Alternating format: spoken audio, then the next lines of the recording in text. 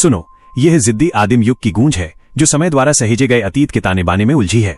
यहाँ पहाड़ों और जंगलों के बीच ब्रह्मांड के ऐसे रहस्य छिपे हैं जिन्हें अब तक सुलझाया नहीं गया है।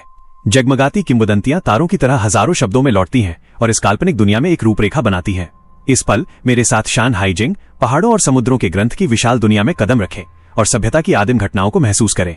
ईगल माउंटेन, बाज पर्वत, जिसका स्वरूप विशाल और परत दर परत है, एक मौन रक्षक की तरह आकाश और धरती के बीच खड़ा है, जो समय के बदलावों और चमत्कारों की कहानी सुनाता है।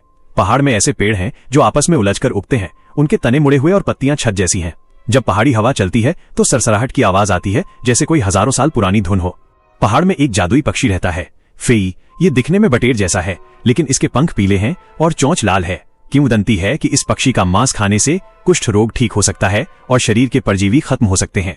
बारिश का पानी ईगल माउंटेन से निकलता है, जिसकी साफ धारा उत्तर की ओर बहती है और अंत में झाओ नदी में मिल जाती है।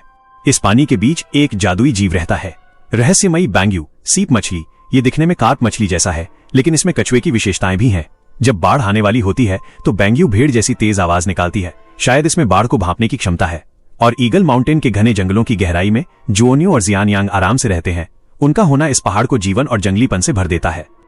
दक्षिणी ढलान पर एरो बैम्बू, तीर बांस और मेई बैम्बू उगते हैं।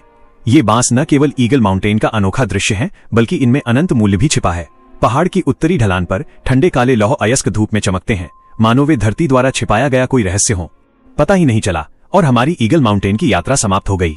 कामना है कि ये हजारों साल पुरानी कल्पना आपके लिए अज्ञात को खोजने की चिंगारी बने और आने वाले समय में भले ही आप मुश्किल दौर में हो, ये भी याद रखें, हर कोने में खोजे जाने के लिए आश्चर्य और ज्ञान छिपा है।